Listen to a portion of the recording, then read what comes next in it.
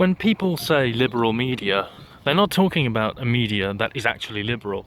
They're talking about a label that's been applied to a leftist ideology, which is a form of extremism.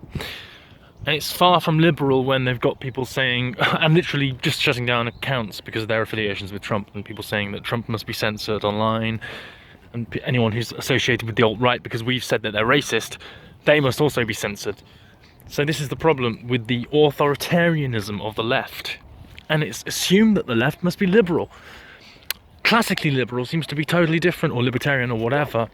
But even these labels have been co-opted. And it's of course gotten to dangerous levels. These leftist extremists, these groups like George Soros, MoveOn.org and all these affiliated, they're funding Black Lives Matter, which caused the riots in Charlotte. The media said that they were legitimate protests. The media right now just engaged in mass deception, trying to pin everything on Russia, whether it's Brexit, whether it's Trump. Oh no, you know, Obama before the election said, of course the election will not be rigged. Now he says, oh, it was rigged by Russia, even though they don't provide any evidence. There's no evidence that Russia was involved in the election at all. There's no evidence that WikiLeaks is affiliated with Russia in any way. But that doesn't stop them saying it. That doesn't stop the fake news, the fake stream media, the same ones that brought you WMDs from Iraq and Benghazi cartoons from YouTube, will say it because the masses will still go on believing it. And now hopefully they're waking up and seeing that these things are just a pack of lies, just because they're respected sources like CNN and MSNBC. Please, they're discredited. They are incredibly just biased and false. They just make up conspiracy theories left, right and centre, say, oh, it's Russia. Before, we were conspiracy theorists. We were called conspiracy theorists for investigating the nefarious activities of the liberal elite. But now we're called Russian agents. Now we're working with Russia. Now that the conspiracy has been proven to be actually true, and they're the conspiracy theorists, they have to call us now Russian agents. It's like everything's swapped. I was generally left-wing, and after Brexit, I mean before Brexit, but everything generally now I've had to swap and become right-wing because the left have become mental.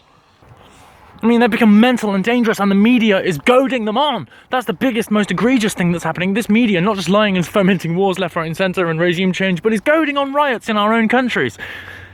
And of course it's not on. Of course it can't carry on just doing what it's doing. You know, I'm a liberal person. I believe in liberal values, and that means free speech. But if the media goes on encouraging riots, it's basically terrorism. Where do you draw the line? I mean, we know they're lying. CNN, MSNBC... NBC, ABC, all the other letter agencies and things. And we know the CIA, another three-letter agency, coup, this kind of attempt to say that Russia hacked the elections is a false flag concocted by the false flag agency of all false flag agencies, CIA, Iran, Contra, oh yeah, loads of other things that they've done, everything they've done, basically every war started with the false flag. And all these operations happen routinely in the intelligence services. There's kind of like a phony rivalry between the FBI and the CIA, but really at the top level they're all working for the same aim. The globalist establishment, that's why I believe ExxonMobil and everyone is in the establishment now, even though Trump has promised to do a lot of good things, and has done a lot of good so far. Some of his picks have been terrible. So, I mean, I wouldn't put an ExxonMobil man in charge for a start. I'm not going to be sycophantic in supporting Trump. I just want a restoration, and I want the destruction of the ideology of globalism and the whole idea that everywhere has to be a slum as long as everyone's got access to something. No quality, but as long as everyone can access it. It's all complete crap, but as long as we can all get it, we're all going to live in a slum happily ever after with everything given out to each other equally so that we've got nothing. And meanwhile, there's going to be an elite sat at the top, ruling over us all, controlling us, while we're all just living on our phones, which is ironic because I'm talking to my phone right now. But, I mean, there isn't equality if you have the liberal elite. There's nothing liberal about that elite. That elite are the ones that are tax exempt, that then lobby the government to raise taxes on everyone else. But because they're tax exempt, they don't need to pay it.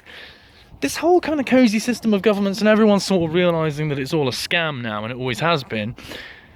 But now I'm forced to believe that it's all suddenly working again as Trump is in. I don't think he can change the establishment. I don't think he can drain the swamp. I'd like to think that he can. But I think out of all the things that he's promised to do, I think build a wall is likely. I think make America great again is likely. But drain the swamp? It's the most difficult one.